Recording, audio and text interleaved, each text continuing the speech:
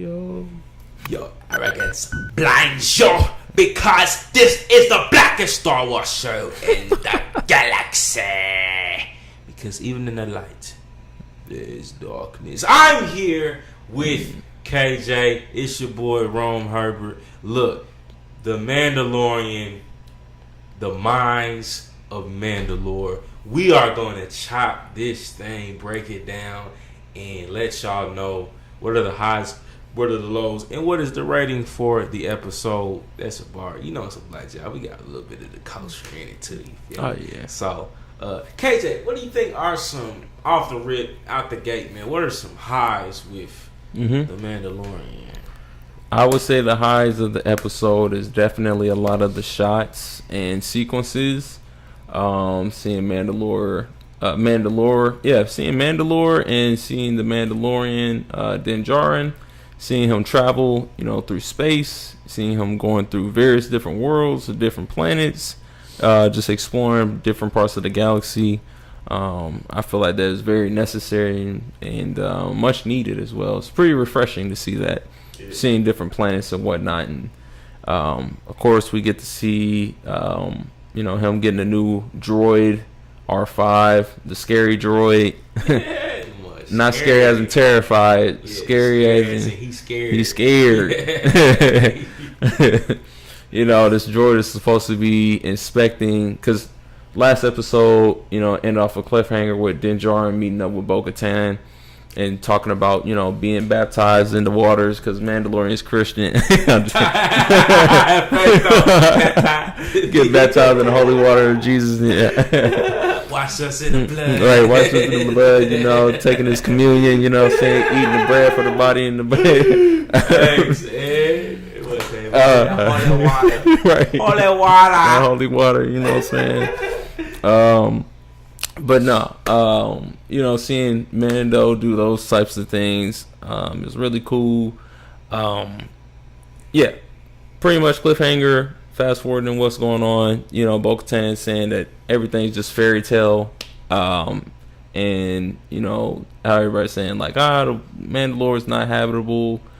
I guess the Mandalore is not habitable, but in reality, what happens or what turns out to be is that it is habitable. R5 was supposed to get atmosphere samples to make sure that if the air was breathable in a sense, and it turns out it's breathable,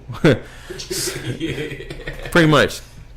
So I like the fact that we get to see a little bit of interaction and fighting sequences as well with Din Djarin, some of the what were they called? The piglets. Yeah, the Piggly Wigglies. That's what I call them. It's the Lamites or something like that. Oh, Alamites. Okay, yeah, the Alamites. The pig. Yeah, we call them the Piggly Wigglies. The Alamites. Seeing that little sequence and then him taking out the Darksaber. He not as crafty with it, as someone like Darth Maul or, like Pre Vizsla. Yeah. I don't know. Pre Vizsla might be kind of whack, but, he ain't as skilled, with the Darksaber like Maul is or something, or like Bo-Katan, I guess. Yeah. But, he gonna get there. He gonna get there. But got to see him pop that out, which honestly he needs to keep doing more. More repetitions you put in, the more, better you're gonna get. Exactly. So I would definitely say keep on showing that. I say that's pretty good, and then we got to see Mandalore, like the actual city, not animated like in the Clone Wars. We got to see it in a live action, and it was like vast, but it was all ruins. You know what I'm saying? It was kind of like Atlantic City if it was like in ruins. So I thought that was pretty cool to see. They lower and descend into the mines or into a abyss, I guess, in a sense. Yeah. And just seeing like these creatures trying to pop out and get this guy, and then Mandalorian, he ends up getting trapped by this like creature robot or whatever or something like that. That was real interesting. Yeah, it get worked. It's so many Stranger Things vibes. I feel like that they brought it. They brought into this. I don't know, just Star Wars in general now. That I think they really. I don't know entirely how I feel about it, but yeah, that robot was like Robot. felt very like Yeah. Stranger Things type. I feel that. It was weird looking in low I'm key. like, where have we really seen this type of vibe in Star Wars? I don't know. It didn't. I don't know. Yeah, I'm not entirely sure how I feel about it quite yet, but I get what they're going for. I see. I mess with it. So yeah, the music was cool. You know, very suspenseful. You know, shots were great. I thought that you know, Baby Yoda, you know, trying to step up, do his due diligence to save, you know, Din Djarin, ends up going to, you know, Bo-Katan for a little bit of you know, for a rescue mission. You know, need reinforcement, so it's only right to get Bo-Katan. You know, she's ruled Mandalore for a reason. Yeah. So she ends up coming, you know, swiping some of the All Mights. You know, real nice action scene right there. I thought that was pretty cool. You know, she's a heck of a fighter. You know, fought next to the Jedis. You know, specifically Ahsoka. And then, you know, fast forward, you know, saving Din Djarin, and, you know, with the Darksaber, real crafty with that Darksaber, man. Made real quick work of that robot. Yeah. Two times. Yeah. You know what I'm saying? So saves him, and you know, pretty much Din's like, man, I can't leave this planet. I need to still get baptized. So he's like, man, you need to leave this stuff. Fairy tales, floof is fluff. Yes. Leave. Stop believing in all this madness, man. This BS. Right. So I thought it was cool. You know, they went back. You know, he's reciting this poem, or, you know, reciting a monologue in a sense. And you know, they chit chatting a little bit about Bo-Katan's father, him ruling, you know, Mandalore and whatnot.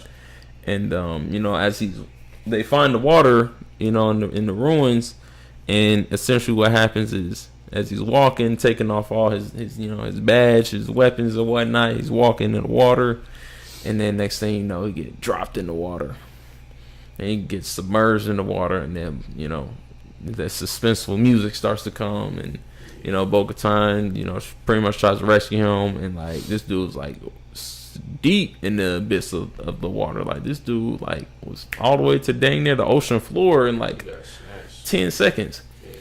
And as they ascend above water, they see like this giant, I don't even know, creature with like a horn in the eye and stuff like that. I'm like, man, how did this creature even get here?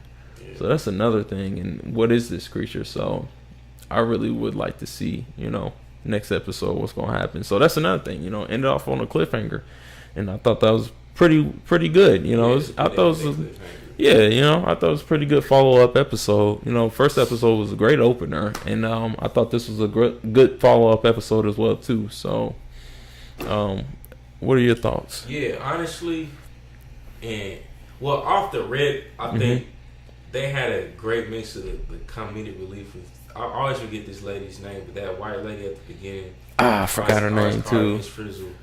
I forgot. She's just such a goofball. She's also low-key an op. This is the phrase she's saying, like, selling your snout. Oh, you leave like a merman. He's talking about Boota Eve, like all that. All those, he just, and the whole thing around Boota Eve and coastal type stuff like that, I think is a good nod. You know what I mean? Talking about spelunking, like she's definitely a good like comedic relief type. Yeah, she is. But I think, especially with this episode, Disney, or the creators of the show in particular, they did a great. This is because one off the rip, I feel like it's a very progressive type of show, and I think it was very intentional. With they knew this was gonna land on International Women's Day because of the fact of they're showing Bo-Katan as this strong female lead character who is rescuing Din, right? Literally like 2-3 times, like first, well, one with the initially getting the call and then going down, and then she's making short work of the Alamites, right? The Piglet with his little piglets, you feel me? In comparison to Din, he's struggling with them, but she get in there, she making quick work of him. You know what I'm saying? She's smooth with the Darksaber, and then she navigates and she knows how to deal with the monster robot. Yep. And like then Tomb Raider. She gets she like Tomb Raider. You feel me? She bests that thing twice. Yeah. When he was struggling. He folded. And then the third time too, when got plunged under the water. It's like, man, like this dude is helpless. You feel me? Whoa. And I think it's like it definitely was empowering to women's roles and women's characters. Her being this lead that's like also somewhat sensible. So I think at the same time it is a tough, tricky balance because you do have those parallels of Dan being very like religious and devout. You know what I'm saying? And so even his deep belief in core principles being what's leading him to take these risks. You know what I'm saying? And then her being kind of like, man, this is all just, you know what I'm saying, pixie dust. You feel me? Which to a degree, I would agree a lot of it is. You feel me? I don't think he has to go this hard for the creed. And I think going in those waters, I don't think it's necessary. But maybe to a degree for him, it is to be accepted by who he wants to be, like the group he wants to be in. And so I think her being just very sensible, being very direct and empowered, and you know what I'm saying, actually saving the male character. I think this is what sets also the Mandalorian series apart from, once again, I'm referencing Andor, where we had the whole build up to where the strong female lead character in that series, she ended up being a damsel in distress and got saved by that silly dude. I always forget the dude's name. I dislike that character. Cyril, yeah. Ends up getting saved by Cyril. You feel me? And that's all the creeper vibes he had that whole time for her too. I'm like, why did he have to be the one to save her? You know what I'm saying? But I feel like it played right into the stereotype of, even though this woman had gained power, she still needed saving by this dude. But in this instance, I think they knew they planned to fall on International Women's Day. You feel me? And so they came out swinging with Bo-Katan representing. I think that also is it plays over well with the viewership too. This new generation is very like women's empowered focus. So it's like they hit, in my opinion, they hit all the right stops too, and they did it in such a way that's like, yeah, they knew what time it was, literally like in a cultural type of moment. And they let Bo-Katan have her shine. I don't know how much she'll have her shine in the rest of the series. You feel me? Maybe they'll keep the trend going. But if we know anything about how the game goes, like they don't keep black people in the game too long. You feel me? So they most likely won't do the same for women. But I thought that was another interesting parallel is when they're talking about, our own people are killing and fighting each other. This is a black Jedi. I was like, man, this is a black community type of parallel. You feel me? It's like to get smashed by the fists of the empire. It's like, they're like, paralleling the black experience in America, where you get crushed by the white supremacy rulers. You feel me? And it's like, dang, this is some interesting social commentary within it. You feel me? It's like the city's in ruins. It's like, man, this is once a great people. You know what I'm saying? It's like, wow, black people once a great people too. You feel me? You know what I'm saying? So I think it was alright. It was low key a deep episode too, and I want to say, I'm calling it not. Would you say it was a little spark between Bo-Katan and Dan when Grogu looked at? Remember when Grogu looked at her and said, like, what are you looking at? Yeah. I want to say that was like a little chemistry spark, like a little romantic spark between her and Dan. You feel me? I wonder if there was foreshadowing that by that moment. There could be a chance. I don't know. I don't know. It's interesting. I know they are on like two different wavelengths on what they want and the end goal. I don't know.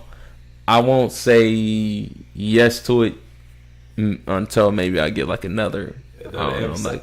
Another episode or something. Man. I think it was because she was like, "What you looking at?" It's like that. You know, she was probably, but she was feeling it, man. You know, she was feeling it, but she got caught being vulnerable. So she's like, "What you looking at?" I know that type of, moments, man. That's fair. That's fair. You know the type of moments, man. She was like, damn, you feel me? I would love to see a little. I ain't gotta be nothing crazy, man. We can see a little. What y'all think, man? See a little the hashtag team Den and Bo. You know what I'm saying? Mm-hmm. I mean, there's always Den Catan or Bo DeJarn. I won't put it past it. You know, I mean, they have, you know, they're having the whole, you know, Raylo thing, even though that happened like out of the blue. Raylo. You know, I didn't know that. Yeah.